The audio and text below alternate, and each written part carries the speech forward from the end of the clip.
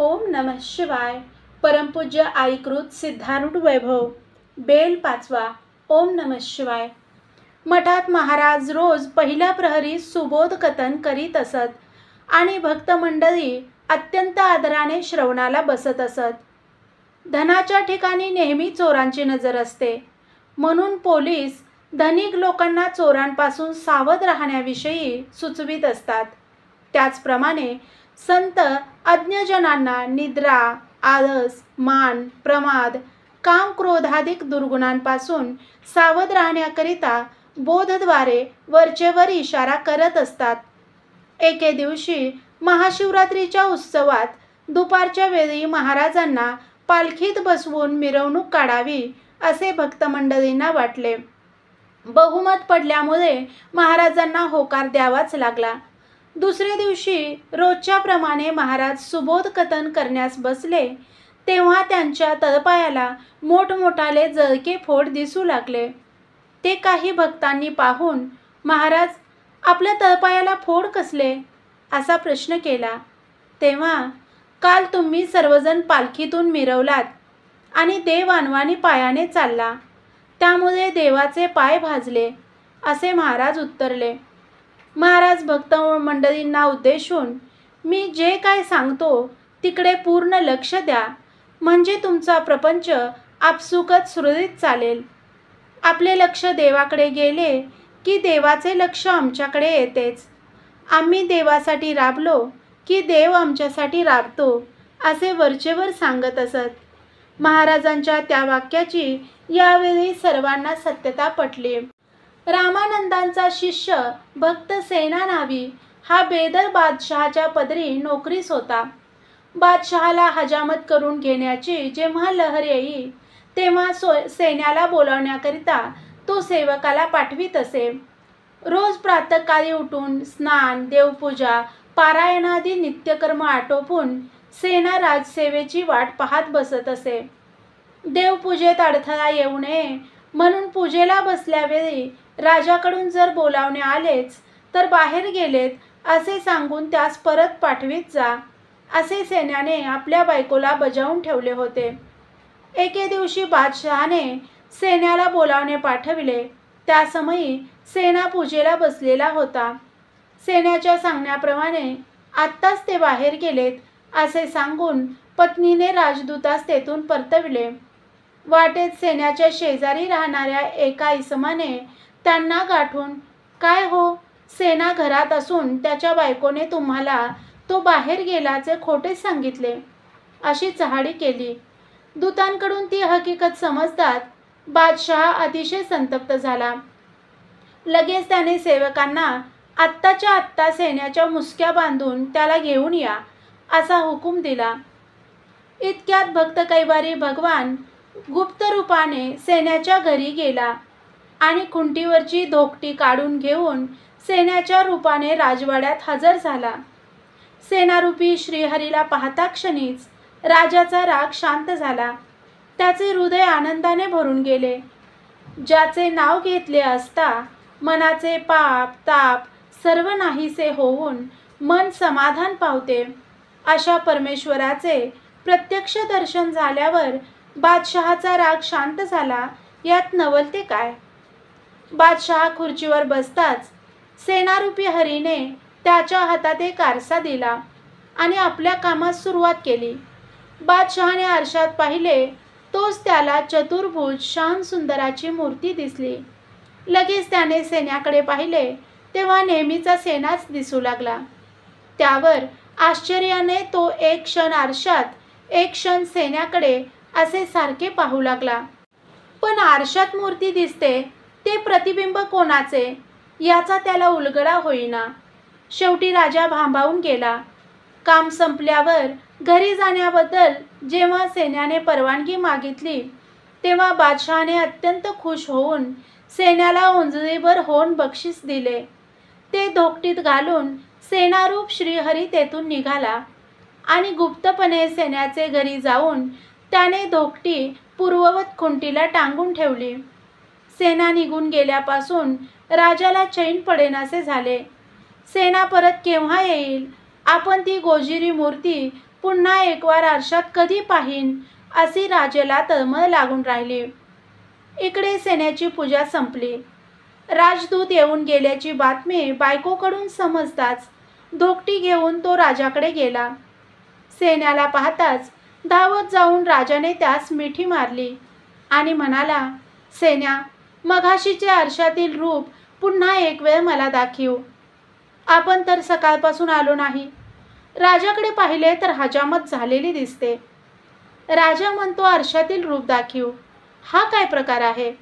याचा सेन्यास काहीच उलगडा होईना. शेवटी तो म्हणाला, सरकार, मी इतका वेळ घरी देवाची पूजा करीत होतो. आपले बोलावणे आले तेव्हा पूजा करता करता उठू नये म्हणून बायकोने मी घरात नसल्याचे सांगून सेवकांना परत पाठविले. आपल्या वेळेला मी येऊ शकलो नाही करता मला क्षमा करा. तेव्हा राजा म्हणाला, सेन्या, तुला भ्रम झालाय की काय? अरे सकाळी तूच ना माझी हजामत केलीस.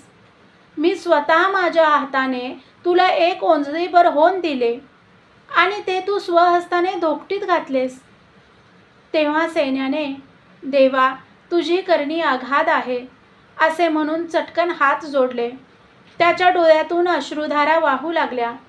तो म्हणाला, सरकार, सकाळी मी आपल्या सेवेला हजर नव्हतो म्हणून देवाने माझ्या रूपाने आपली सेवा केलेली दिसते.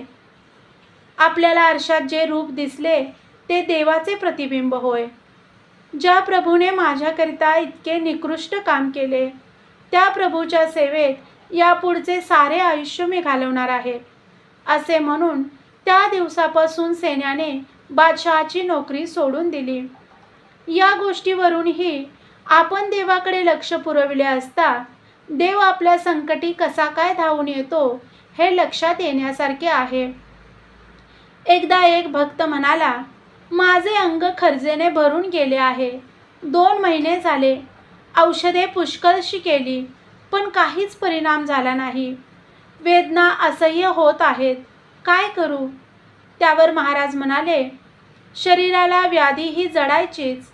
आपण आपले मन नामस्मरणात अडकवून टाकावे म्हणजे शरीराला पीडा होत असतानाही वेदना जाणवत नाहीत असे सांगून महाराजांनी त्या भक्ताची पाठवणी केली.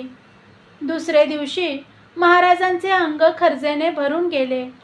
ते पाहून भक्त महाराजांना म्हणाले, आप्पा, हे काय? मद्रासच्या भक्ताची खरूज आपण ओढून घेतली वाटते. यावर उपाय कोणता योजावा? आपणच आम्हाला सुचवा.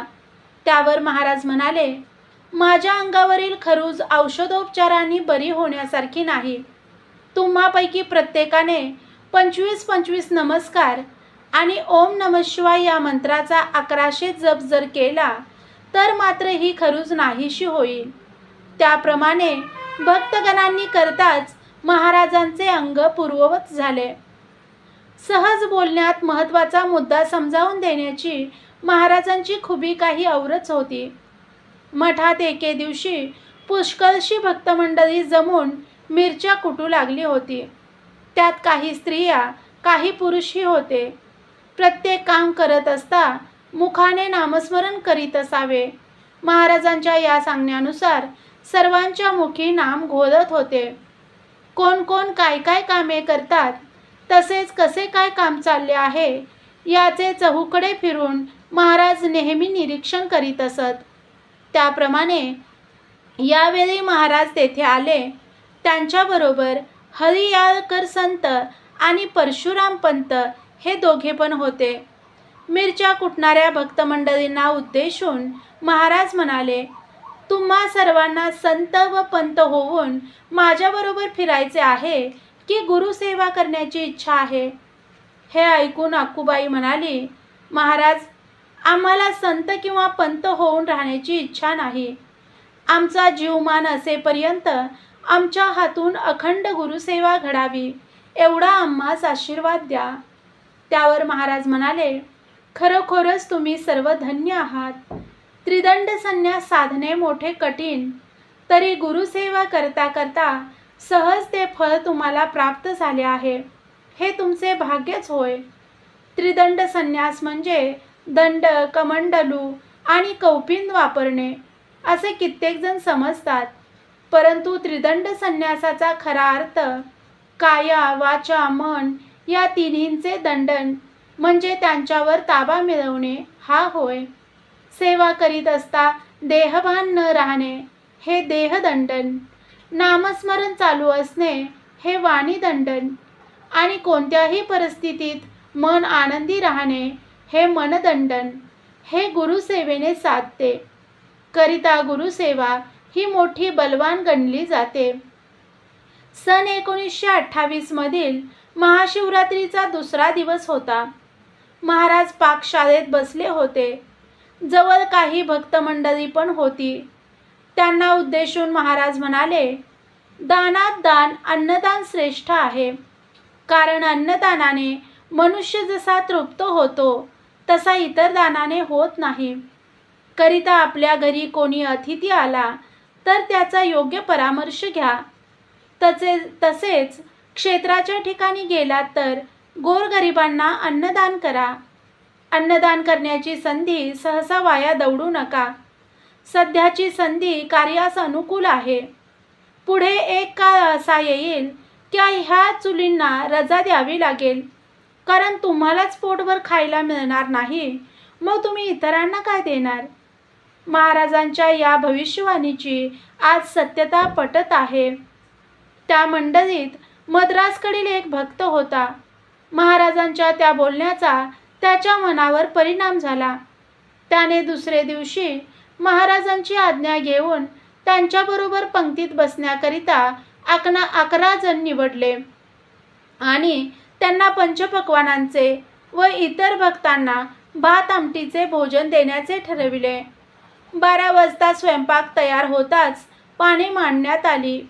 त्यावर महाराजांसह सर्वांना भोजनास बसण्याची त्याने विनंती केली.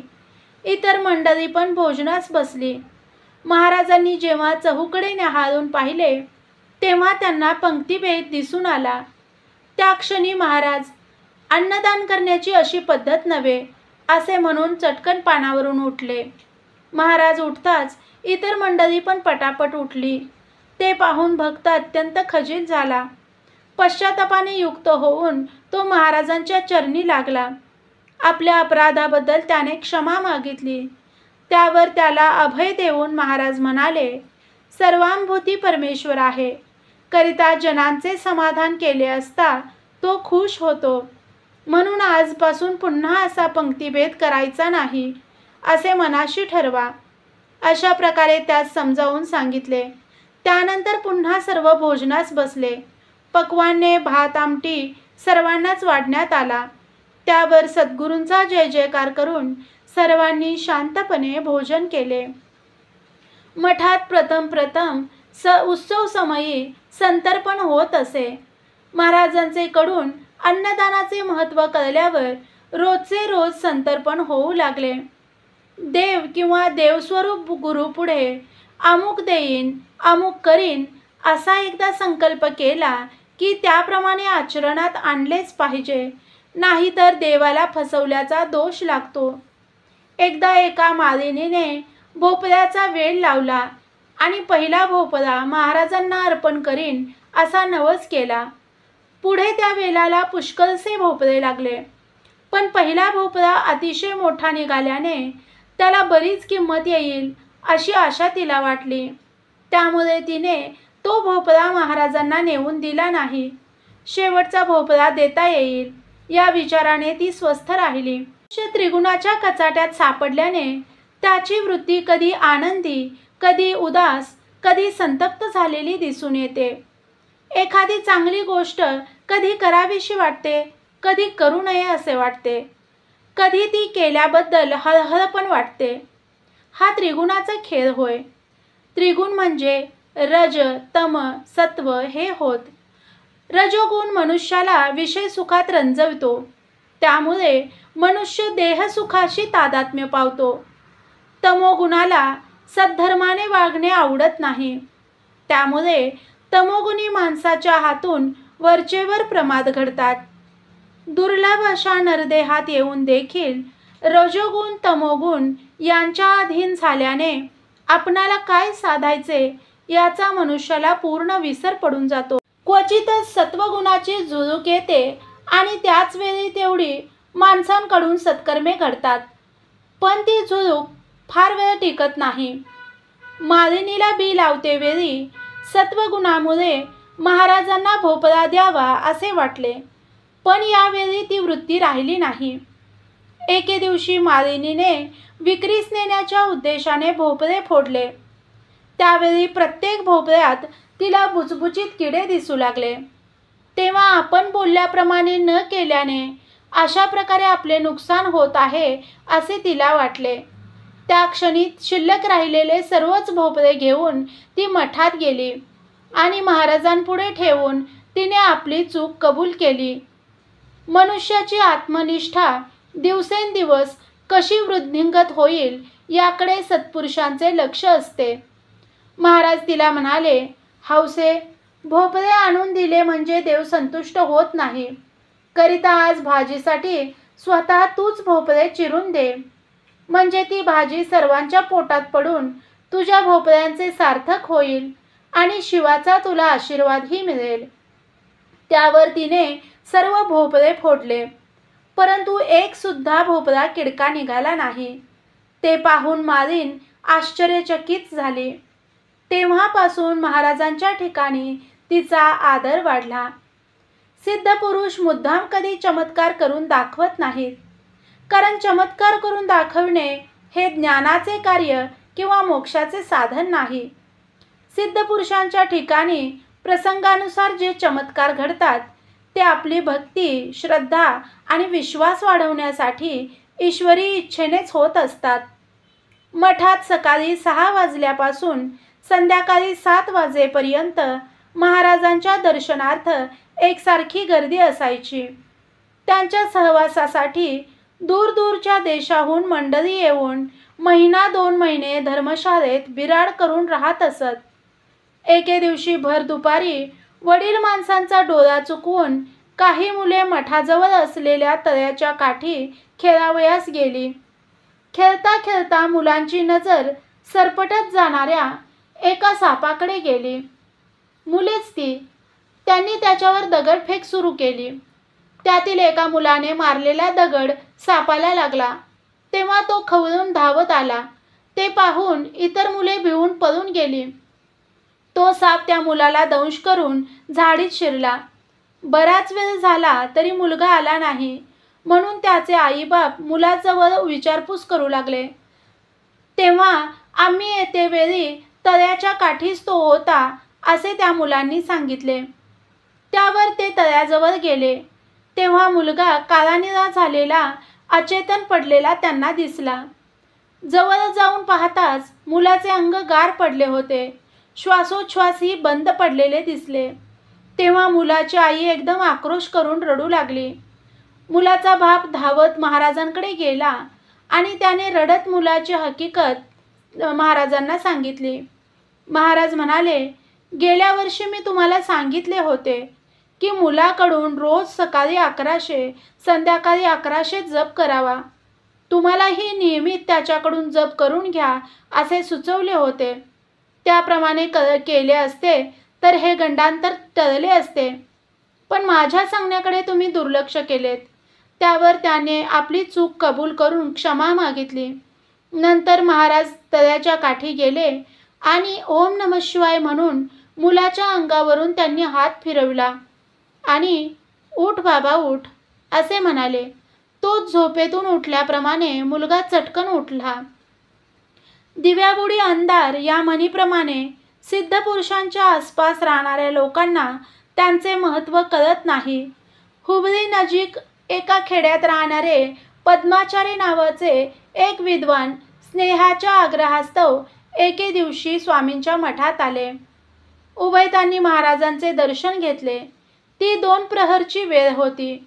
महाराजांनी पद्माचार्यांना उद्देशून, आपण आमच्याबरोबर भोजन करता की आपल्याला शिधा देण्याची व्यवस्था करू असा प्रश्न केला. तेव्हा आमच्या देवाला आपल्याकडील भोजन चालत नाही, तेव्हा मी स्वतः अन्न शिजवतो असे ते म्हणाले. त्यावर महाराजांनी शिष्याकरवी शिधा देवविला. देवाला दांभिकपणा मुळीच आवडत नाही, पण हे सिद्ध पुरुषांशिवाय दुसरे कोण आम्हाला समजावून देणार? अंधार नाहीसा करण्याकरिता चिमणी, कंदील, गॅसबत्ती किंवा विजेचा दिवा यापैकी कोणतेही साधन असले तरी सूर्यनारायणाच्या कृपेशिवाय जसा अंधार परिपूर्ण नाहीसा होऊ शकत नाही, त्याप्रमाणे अज्ञान घालविण्याकरिता जप, तप, पूजा, पारायणादी कितीही सत्कर्मे केली तरी सद्गुरु बोधाशिवाय अज्ञानाचा समोनाश होऊ शकत नाही. आचार्यांचा स्वयंपाक झाला. इतक्यात महाराज त्यांची विचारपूस करण्याकरिता तेथे आले. आपले भोजन झाले काय असा महाराजांनी प्रश्न करताच, नाही, अजून देवाचा नैवेद्य व्हायचा आहे असे त्यांनी उत्तर दिले. आमच्या भोजनाची तयारी झाली आहे, तेव्हा तुमच्याकडे एक फेरी मारून यावे म्हणून आलो होतो असे महाराज म्हणाले. आपण अवश्य भोजनास बसावे, नैवेद्य झाला की आम्ही पण भोजनास बसतो असे आचार्यांनी म्हणताच महाराज तेथून परतले. जाऊन भक्तमंडळींसह भोजनास बसले. आचार्यांनी देवाला नैवेद्य दाखवण्यासाठी जेव्हा सांबळी उघडली त्या समयी त्यांना एकही देव त्यात दिसेना. तेव्हा आचार्य चपापले. घाबरेघुबरे होऊन घाईघाईने ते महाराजांकडे गेले. त्यांनी ती हकीकत त्यांच्या पुढे निवेदन केली. तेव्हा महाराज स्मितहास्य करून म्हणाले, तुमचा स्वयंपाक आमच्या देवाला चालत नाही असे तुम्ही म्हणालात, पण आमची आमटी मात्र त्यांना फार आवडलेली दिसते, कारण तुमचे सर्व देव येऊन आमच्या आमटीत डुंबू लागले आहेत. त्यावर त्यांनी वाढणाऱ्या भक्ताला आमटीतील देव काढण्यास सांगितले. तेव्हा त्यांनी परीने शालिग्रामादी 5 देव काढून आचार्यांपुढे ठेवले. ते पाहून पद्माचारी लगेच महाराजांच्या चरणी लागले. त्यावर त्यांनी आपण शिजवलेले अन्न आणून महाराजांपुढे ठेवले आणि स्नेहासह महाराजांच्या पंक्तीत बसून मठातील प्रसाद सेवन केला. पुढे त्यांनी महाराजांचे शिष्यत्व पत्करले.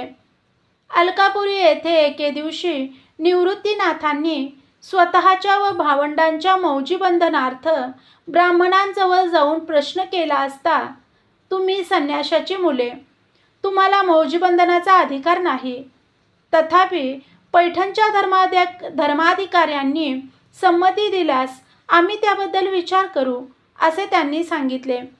त्यानंतर निवृत्तीनाथ भावंडांसह पैठणास गेले. तेथे ज्या घरी ही भावंडे उतरली होती त्या घरी दुसरे दिवशी श्राद्ध होते. पण संन्याशांची मुले उतरल्याने आम्ही श्राद्धाला येण्यास तयार नाही असे गावातील ब्राह्मण म्हणाले.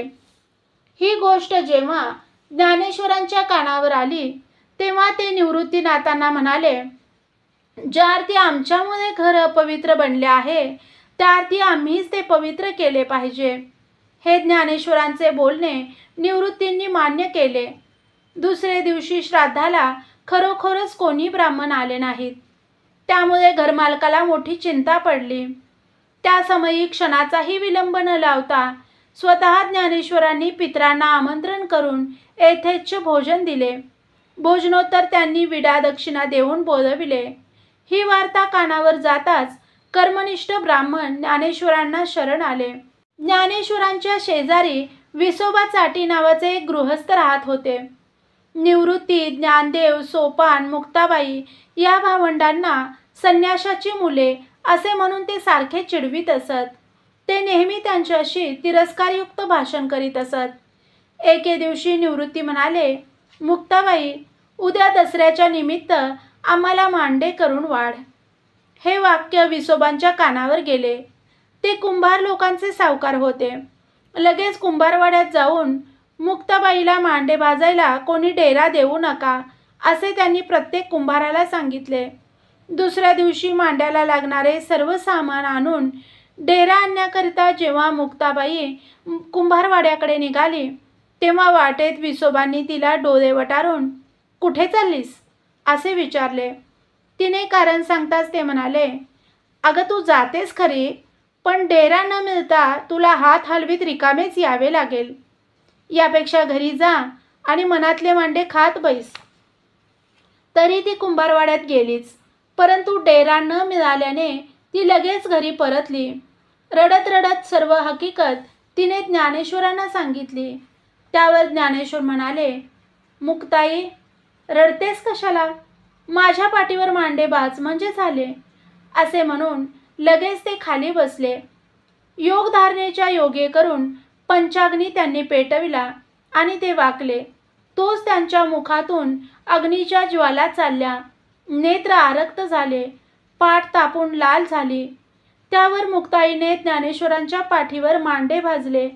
स्वयंपाक तयार होताच निवृत्ती, ज्ञानदेव, सोपान तिघेजण जेवायला बसले आणि मुक्ताबाई त्यांना वाढू लागली. शेजारी काय चालले आहे ते खिडकीतून किंवा गवाक्षद्वारातून नेहमी विसोबा पाहत असत. लहान मुलांचे शरीर दिवसेंदिवस वाढत असते, पण ती वाढ समजून येत नाही. अंगाला लावण्याचा साबण रोजचे रोज झिजतो, पण तो कितीचा झिजतो हे दिसून येत नाही. त्याप्रमाणे सिद्धपुरुषांच्या सहवासात त्यांच्या आसपास राहिलेल्या माणसांची प्रतिक्षणाला प्रगती होत असते, पण ती कळून येत नाही. आत्तापर्यंत विरोधाने का होईना विसोबांचे लक्ष ज्ञानेश्वरांकडे गेल्यामुळे यावेळी त्यांचे पूर्व पुण्य उदयाला आले आणि त्यांना उपरती झाली. आपण यांची योग्यता न जाणता त्यांना विनाकारण छळले याबद्दल वाईट वाटून त्यांच्या डोळ्यावाटे अश्रू वाहू लागले. प्रत्यक्ष ईश्वराचा अंश शेजारी राहत असून आपण पुण्य साठवण्यापेक्षा पापच जमवले. गारगोटी म्हणून हिरा फेकून द्यावा, चिंतामणी हातात येऊन पडला असता खडा म्हणून भिरकवून द्यावा, कल्पतरूला न ओळखता हिमराचे झाड म्हणून कुऱ्हाडीने त्यावर घाव घालावा आणि विष म्हणून अमृत ओतून टाकावे, अशी मी कृती केली. अनेक प्रकारे त्यांची निंदा करून मी माझे मुख अपवित्र करून घेतले. धिक्कार असो माझ्या जीवनाला, असे म्हणून विसोबा पश्चाताप पावले. परिसाच्या संगतीने लोहाचे काळेपण जाऊन त्याला जसा तिजोरीत बसण्याचा हक्क प्राप्त होतो, तद्वत अत्यंत दुराचरणी माणूस सिद्धपुरुषांच्या संघाने आत्मज्ञानास पात्र होतो. यावेळी विसोबांचे लक्ष परिपूर्ण ज्ञानेश्वरांकडे गेले होते. ते झटदिशी माडीवरून खाली उतरले आणि जेथे ही भावंडे जेवित होती तेथे जाऊन ज्ञानेश्वरांच्या ताटातून एक मांड्याचा तुकडा उचलून त्यांनी चटकन तोंडात टाकला. तेव्हा ज्ञानेश्वर म्हणाले, काय हो हे, खेचराप्रमाणे झडप घातलीत की? ज्ञानेश्वरांच्या तोंडून निघालेला खेचर हा शब्द विसोबांना बहुमोलाचा वाटला. प्रसादाचा एकच घास, पण तो पोटात जाताच विसोबा कृतकृत्य झाले. नामदेव गुरुला शरण जाण्यासाठी जेव्हा शिवालयात गेले तेव्हा विसोबा खेचर निजलेले होते. त्यांनी पाय शिवपिंडीवर ठेवले असून त्यांच्या पायाला पायतान्या होत्या. ते पाहताच नामदेव एकदम चपापले. त्यांनी विसोबांना प्रश्न केला, महाराज, आपण शिवपिंडीवर पाय का ठेवलेत? त्यावर विसोबा म्हणाले, नामदेवा, वृद्धपणामुळे माझे शरीर अतिशय जर्जरित झाले आहे. माझे पाय दुखत आहेत, म्हणून मी थोडेसे उंचवट्यावर ठेवले, पण मला आता हलवता येत नाहीत. करिता तूच जरा उचलून खाली ठेव. तेव्हा नामदेवांनी विसोबांचे पाय उचलून खाली ठेवले. त्या ठिकाणी ही शिवपिंडीच त्यांना दिसली. त्यानंतर पुन्हा पाय उचलून त्यांनी तिसरीकडे ठेवले. तेथेही पिंडीच दिसू लागली. त्यानंतर ज्या ज्या ठिकाणी त्यांनी पाय ठेवले त्या त्या ठिकाणी त्यांना पिंडीच पिंडी दिसू लागल्यामुळे त्यांची मतीच कुंठित झाली. शेवटी त्यांनी अनन्य होऊन गुरुपदावर मस्तक ठेवले. एके दिवशी नामदेवांकडे भागवत नावाचा एक गृहस्थ आला आणि म्हणाला, हा परीस थोडे दिवस ठेवून घ्या, मी गावाहून परत आल्यावर घेऊन जाईन. दुसऱ्या दिवशी पत्नीने विचारल्यावरून नामदेवांनी परिसाविषयीची माहिती सांगितली. ते ऐकून तिला अत्यंत आनंद झाला. ती म्हणाली, आता आपल्याकडे परीस आहे, तेव्हा यापुढे आपल्याला कशाचीही उणीव भासणार नाही. तेव्हा नामदेवांना वाटले की परिसाच्या मोहात आपल्या पत्नीला पांडुरंगाचा विसर पडणार, तेव्हा आपण परीस चंद्रभागेत टाकून द्यावा. आणि खरोखरच त्यांनी त्याप्रमाणे केले. काही दिवसानंतर आपला परीस मागून नेण्यासाठी भागवत जेव्हा नामदेवांकडे आला तेव्हा त्यांनी परीस चंद्रभागेत टाकून दिल्याचे सांगितले. परंतु नामदेवांचे बोलणे भागवताला पटले नाही. नामदेवांनी परीस गडप करून टाकला अशा समजुतीने घडलेली हकीकत तो ज्यांना त्यांना सांगू लागला. एके दिवशी कुटील लोकांच्या सांगण्यावरून भागवत नामदेवांकडे आला आणि म्हणाला, तुम्ही परीस चंद्रभागेत टाकला असे म्हणता, तेव्हा कुणीकडे टाकला ती जागा मला दाखवा. त्यावर नामदेव त्यांच्याबरोबर गेले. पाण्यात हात घालून त्यांनी ओंजळीभर परीस काढले आणि यातला तुमचा कोणता शोधून घ्या असे म्हणाले. त्या समयी आपण एका परीसासाठी एवढा गोंधळ केला, पण तसले कित्येक परीस निर्माण करण्याचे सामर्थ्य नामदेवांजवळ आहे असे वाटून भागवत शर्मिंदा झाला. पुढे त्याने त्यांचे शिष्यत्व पत्करून तो कृतार्थ झाला. एके दिवशी एकनाथांकडे एक बाई आली. त्यांना म्हणाली, 5 वर्षाच्या मागे माझे पती फार आजारी होते. तेव्हा मी 1000 ब्राह्मण जेवू घालीन असा नवस केला होता. पण सध्या आमची परिस्थिती फार बिकट आहे, तेव्हा नवस फेडणे शक्य नाही. या अडचणीतून सुटण्यास काय करावे लागेल? एकनाथ म्हणाले, एखाद्या सिद्ध पुरुषाला जर भोजन दिले तर 1000 ब्राह्मण जेवू घातल्याचे पुण्य मिळते. हे ऐकून ती म्हणाली, मी तुम्हालाच जेवू घालणार. दुसरे सिद्ध पुरुष मी जाणत नाही. तेव्हा तुम्हीच माझ्या घरी उद्या भोजनास यावे. माझ्याकडून नवसाची पूर्तता करवून घ्यावी. एकनाथांनी तिचे म्हणणे मान्य केले. त्याप्रमाणे दुसरे दिवशी एकनाथ तिच्याकडे भोजनास गेले. तिने एकनाथांची पाद्यपूजा करून त्यांना सुग्रास भोजन दिले. एकनाथ जेवून उठल्यावर तिने पत्रावळ उचलली. तोच तिला दुसरी पत्रावळ दिसली. ती पत्रावळ काढल्यावर तिला तिसरी पत्रावळ दिसली. अशा तऱ्हेने 1000 पत्रावळी निघाल्या. तेव्हा तिला आपला नवस फिटल्याची खात्री झाली. पुण्यामध्ये एके दिवशी एका ठिकाणी तुकाराम महाराजांचे कीर्तन चालले होते. तेथे जवळपास तुकोबांचा भक्त एक तेली राहत असे. त्या तेल्याला 5 वर्षाचा मुलगा होता. तो फार दिवसापासून आजारी होता आणि त्या दिवशी अत्यवस्थ होता. तरी तो तेली तुकोबांच्या कीर्तनाला येऊन बसला. मुलगा अत्यवस्थ असून नवरा कीर्तनाला गेला याबद्दल तेल्याची बायको अतिशय संतापली. तिने त्याभरात तुकोबांच्यावर शिव्यांची लाखोली वाहिली. त्यावर मुलाकडे येऊन पाहते तर तिला त्याचा प्राण गेलेला दिसला. त्यावर ती मुलाचे प्रेत घेऊन कीर्तनाच्या जागी गेली. कीर्तन ऐन रंगात आले होते. इतक्यात भराभर तुकोबांच्या पुढे येऊन, देवाच्या नावाने सर्व संकटे दूर होतात, तर माझा मुलगा मला जिवंत करून दाखवा असे म्हणून रागाने तिने ते प्रेत तुकोबांच्या पुढे टाकले. त्या क्षणी श्रोते मंडळींना उद्देशून जोरजोरात टाळी वाजवून विठ्ठल विठ्ठल म्हणा असे तुकोबांनी सांगितले. आश्चर्याची गोष्ट ही की मुलगा झोपेतून उठल्याप्रमाणे चटकन उठला आणि आईच्या मांडीवर जाऊन बसला.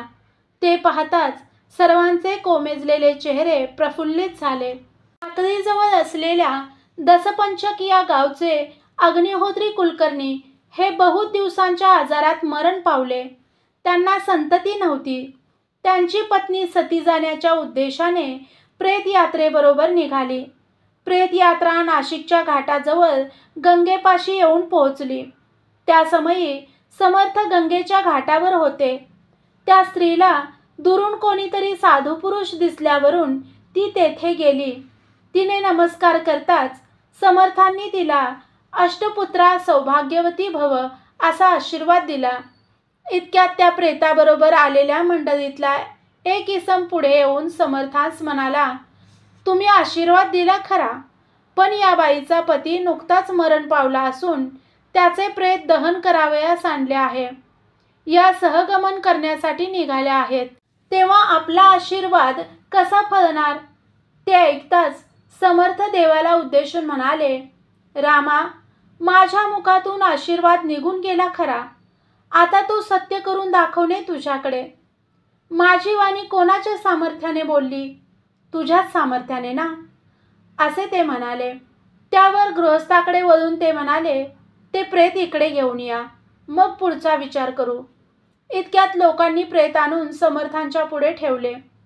समर्थांनी हातात गंगोदक घेऊन त्या प्रेतावर सिंचन करताच झोपेतून उठल्याप्रमाणे कुलकर्णी उठून बसले. त्या समयी सर्वत्र आनंदी आनंद झाला. एके दिवशी तुलसीदासांच्या आश्रमात ब्राह्मण मंडळी जेवावयास बसली असता एक ब्राह्मण दारापाशी आला. तेव्हा तुलसीदासांनी त्यांची विचारपूस केली. तेव्हा त्याने आपण ब्रह्महत्यारा असल्याचे सांगितले. त्यावर तुलसीदासांनी त्याला श्रीराम जय राम जय जय राम असे त्रिवार म्हणावयास सुचविले. त्याप्रमाणे त्याने म्हटल्यावर तुलसीदासांनी त्यास पंक्तीत आणून जेवावयास बसवले. ज्या अर्थी ब्रह्महत्यारा पंक्तीत बसला त्या अर्थी आम्ही जेवणार नाही असे म्हणून ब्राह्मण जेवण सोडून स्वस्थ बसले. तेव्हा तुलसीदास म्हणाले, याने त्रिवार रामनामाचा उच्चार केला आहे, त्यामुळे पापापासून याची पूर्ण मुक्तता झाली आहे.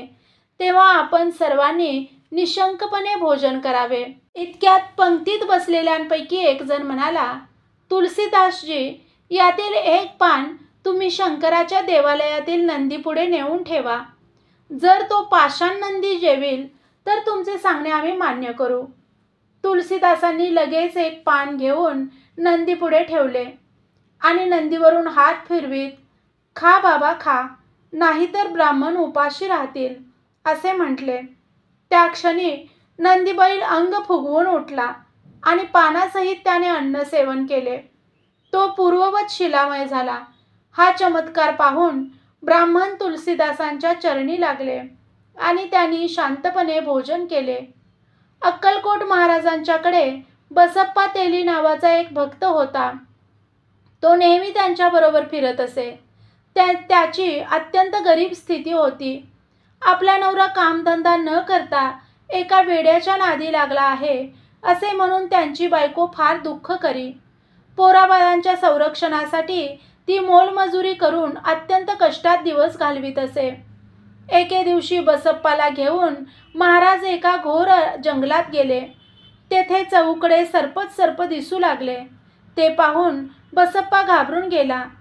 त्यास अभय देऊन स्वामी म्हणाले, तुझी परिस्थिती बदलायला पाहिजे तर यातून तुला उचलायला होतील तितके उचल. स्वामींच्या सांगण्यावर विश्वास ठेवून बसप्पाने आपल्या अंगावरील वस्त्र काढून सर्पांवर टाकले आणि गुंडाळून खाकोटीस घेतले. त्या क्षणी सर्व सर्प नाहीसे झाले. त्यावर महाराज त्याला म्हणाले, या उपर तू घरी जा आणि खाकोटीस जे धन आहे ते घेऊन स्त्रीपुत्रांसह सुखाने संसार कर. तो महाराजांना नमस्कार करून घरी गेला. नवरा घरी आलेला पाहून बायकोला अत्यंत आनंद झाला. त्याने नेलेले गाठोडे बायकोच्या स्वाधीन केले. तिने ते सोडून पाहताच त्यात तिला सोन्याच्या लगडी दिसल्या. एकदा एका टवाळखोराने, हे घ्या उत्तम भोपळ्याचे बी आहे, तुमच्या मळ्यात लावा असे म्हणून बोधले बुवांजवळ दिले. खरोखर ते बी कडू भोपळ्याचे होते. पुढे ते रुजून वेल मोठ्या प्रमाणात पसरला. त्याला असंख्य भोपळे लागले. परंतु आश्चर्याची गोष्ट ही की प्रत्येक भोपळ्यात गहू दिसू लागले. ही बातमी गावच्या हवालदाराकडून यवन राजाला कळाली. तेव्हा जनांना बोलवण्याकरिता बोधले बुवांनी काहीतरी जादू केली अशा समजुतीने बोधले बुवांना बोलवण्यास राजाने हत्यारबंद शिपाई पाठविले. राजाने प्रश्न केला, बोधले बुवा, भोपळ्यात गहू कसे आले? बोधले बुवा म्हणाले, पांडुरंगाची करणी. ज्याने आपल्या इच्छे मात्रे करून जग निर्माण केले त्याला हे काय अशक्य आहे? त्यावर राजा म्हणाला, तुम्ही मोठे देवभक्त म्हणून घेता तेव्हा आज तुम्ही माझ्या घरचे अन्न सेवन केले पाहिजे असे म्हणून राजाने बोधल्यांच्या पुढे ताट आणून ठेवले. तेव्हा ते डोळे मिटून हात जोडून स्तब्ध बसले. थोड्या वेळाने राजाच्या आग्रहास्तव त्यांनी ताटावरचे झाकलेले वस्त्र बाजूला सारले. तेव्हा ताटात अन्नाच्या ऐवजी फुले आणि तुळशी दिसू लागल्या. परमेश्वराची ही अगाध करणी पाहून राजा बोधले बुवांना शरण आला. भक्त रोहिदास हा आषाढी कार्तिकीला यात्रेकरू पंढरीला निघाले की त्यांच्याजवळ एक पैसा देई आणि कधी चंद्रभागेला कधी पांडुरंगाला अर्पण करण्यास सांगे. एकदा रोहिदासाचे नाव घेऊन यात्रेकरूने पैसा चंद्रभागेत टाकला. तोच पाण्यातून एक हात वर आला. त्या हातात हिऱ्याचे कंकण होते. ज्या अर्थी आपण पैसा टाकल्याबरोबर कंकण वर आले, त्या अर्थी चंद्रभागेने रोहिदासाला प्रसाद म्हणून कंकण दिले असावे असे म्हणून त्याने ते कंकण घेतले. त्यावर तो आपल्या घरी आला. त्याने घडलेली हकीकत आपल्या पत्नीला सांगितली आणि कंकण देण्यासाठी तो रोहिदासाकडे निघाला. तेव्हा त्याच्या पत्नीने अडवून कंकण स्वतःकरता ठेवून घेतले. त्यानंतर एके दिवशी बायकांमध्ये गप्पा गोष्टी करत असता ही गोष्ट तिच्याकडून ओघात सांगितली गेली. पुढे ती गोष्ट बादशहाच्या कानापर्यंत गेली. तेव्हा राजाज्ञेवरून त्या गोष्टीची विचारपूस करण्याकरिता राजसेवक त्या वारकऱ्याकडे आले. त्या समयी त्याने रोहिदासाला चंद्रभागेने प्रसाद म्हणून कंकण दिल्याची मुळापासून हकीकत सांगितली आणि गुप्तपणे ते कंकण आणून रोहिदासाच्या स्वाधीन केले. दुसरे दिवशी रोहिदासाला बादशहाने दरबारात बोलावून नेले आणि तुझ्याजवळ जे हिऱ्याचे कंकण आहे ते मला दे आणि त्याच्या जोडीचे पण तुझ्या देवाकडून आणवून दे, नाहीतर तुला चोर म्हणून पकडण्यात येईल असे सांगितले. त्यानंतर रोहिदासांनी काटवट आणविले. ते समोर ठेवून त्यांनी चंद्रभागेची प्रार्थना केली. लगेच त्यात झुळझुळ पाणी येऊ लागले. त्यातून एक हात हिऱ्याचे कंकण घेऊन वर आला. तेव्हा बादशहाने जोडी बरोबर आहे की नाही हे पाहण्याकरिता आपल्या जवळचे कंकण त्या कंकणाजवळ धरले. तोच दोन्ही कंकणासहित हात अदृश्य झाला. त्यावर रोहिदास खरा भक्त असल्याची बादशहाची खात्री झाली. महात्मा झरथुष्ट्रांविषयी गुस्ताफ राजाचा आदर दिसून आल्यावर कुटील लोकांना ते सहन न झाल्याने त्यांनी झरथुष्ट्रांच्या आश्रमात खिळे, केस, कुत्र्या मांजराची डोकी, हाडे इत्यादी वस्तू गुप्तपणे ठेवून दिल्या. झरथुष्ट्र चेटक्या जादूगार आहे असा चहूकडे पुकारा केला. ही वर्दी राजाच्या कानापर्यंत गेल्यावर खोट्या पुराव्याच्या आधारे राजाने झरथुष्ट्रांना बंदिवासात ठेवले. त्यांना कोणी अन्नपाणी देऊ नये असा हुकूम केला. त्यावर गुस्ताफ राजाचा अत्यंत आवडता जो घोडा होता त्याचे चारी पाय एकाएकी आखडून गेले. राजाने पुष्कळसे उपाय केले. पशुवैद्यांचेही प्रयत्न चालेनासे झाले. त्यावर झरथुष्ट्रांना बंदीत ठेवल्याने आपल्यावर हे संकट ओढवले असावे अशा विचाराने राजा झरथुष्ट्रांकडे गेला. राजाने घोड्याची हकीकत त्यांच्या पुढे सांगून घोडा पूर्ववत व्हावा याबद्दल विनंती केली. त्यावर झरथुष्ट्रांनी राजाला माझ्या 4 अटी मान्य करशील काय असे विचारले. गुस्ताफाने होय म्हणताच घोडा पूर्ववत झाला. एकदा रमावल्लभदास हे विराट म्हणजे वाई येथे गेले असता उमावल्लभदासांची त्यांना भेट झाली. उमावल्लभदास हे कट्टे शिवभक्त होते. शंकराच्या शिवाय दुसऱ्या देवतांच्या मूर्तीकडे पाहण्यासही ते तयार नसत. रमावल्लभदास हे जरी कृष्णभक्त होते तरी उपास्य दैवताला चराचरात पाहणे हे उपासनेचे ध्येय आहे हे ते पक्के जाणत होते. त्यामुळे कोणत्याही देवतांची प्रतिमा असो, जय गोपाल असे म्हणून ते वंदन करीत असत. एके दिवशी उमावल्लभदास आपल्या देवाऱ्यातील देवाची पूजा करीत बसले असता रमावल्लभदास काही मंडळींसह औचित्य तेथे गेले. तेव्हा नेहमीप्रमाणे जय गोपाल म्हणून त्यांनी देवाला नमस्कार केला. त्यावेळी असा चमत्कार झाला की उमावल्लभदासांना शंकराच्या ऐवजी श्रीकृष्णाची मूर्ती दिसली. त्या क्षणी उमावल्लभदासांच्या अंतःकरणात दिव्य ज्ञानाचा प्रकाश पडला. भक्त लतीफशहा रोज गीतेवर प्रवचन सांगत असे. त्या समयी पुष्कळसे भोळे भाविक लोक श्रवणार्थ बसत असत. ही बातमी दिल्लीच्या बादशहाच्या कानावर गेली. तेव्हा लतीफशहाने स्वधर्माचा त्याग करून हिंदू धर्माचा स्वीकार केला आहे अशा समजुतीने बादशहा संतापला. त्याने रागाच्या भरात लतीफशहाचा आश्रम लुटण्याकरिता सेवक पाठविले. परंतु लतीफशाहचे दर्शन होताच आपण कशाकरिता आलो याचा त्यांना विसर पडला. त्यामुळे तेही सर्वांबरोबर गीता श्रवणार्थ बसून राहिले. निरूपण ऐकता ऐकता ते इतके तल्लीन झाले की परत जाण्याचे त्यांना भानही राहिले नाही.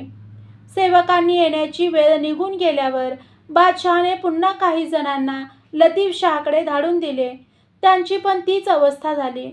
4 खेपा सेवक पाठवून अद्याप एकट्याचाही पत्ता नाही. याचे कारण काय असावे? म्हणून आपणच स्वतः जाऊन यावे या उद्देशाने लतीफशाहच्या आश्रमाकडे बादशहा सशस्त्र निघाला. झाडांना फळे लागल्यावर जशा त्यांच्या फांद्या वागतात त्याप्रमाणे ज्ञानप्राप्त झालेल्या पुरुषांचे वर्तन अत्यंत नम्रतेचे असते.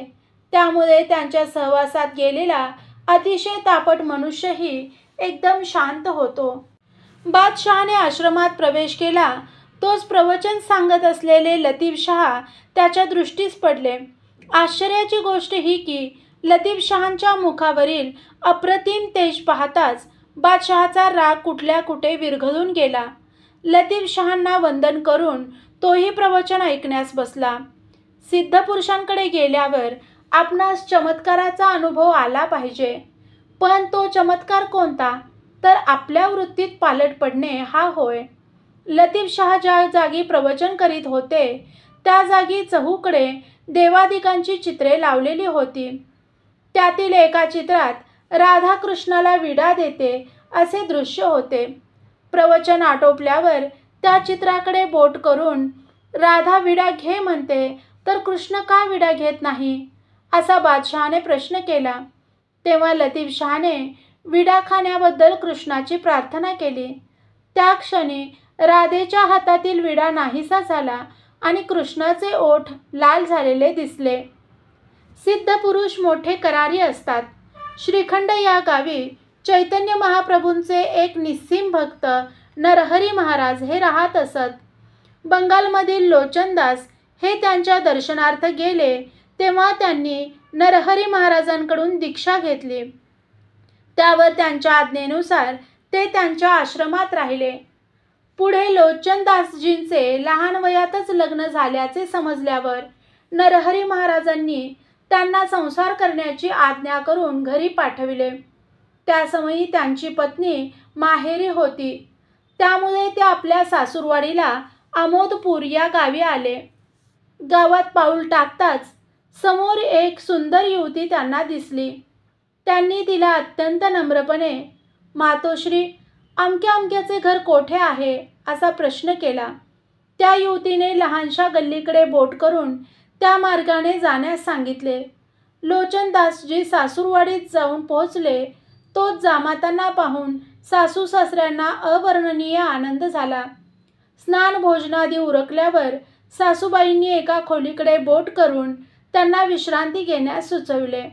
त्याप्रमाणे त्या खोलीकडे ते वळले. त्या समयी थोड्या वेळापूर्वी गावाबाहेर जी युवती भेटली होती ती खोलीच्या दाराशी उभी असलेली त्यांना दिसली. ती युवती म्हणजे त्यांची पत्नी होती. तिची आता ओळख पटल्याने आपण संबोधलेल्या मातोश्री या शब्दाची आठवण होऊन ते तेथेच थबकले.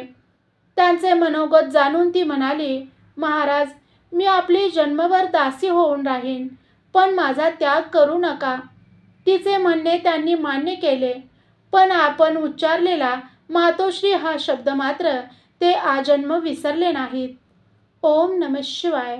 श्री सद्गुरुनाथ महाराज की जय.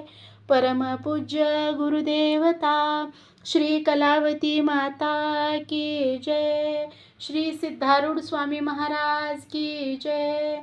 जय राधे कृष्ण, जय गोपाल कृष्ण. श्री गुरुदेव दत्त. ओम नमः शिवाय.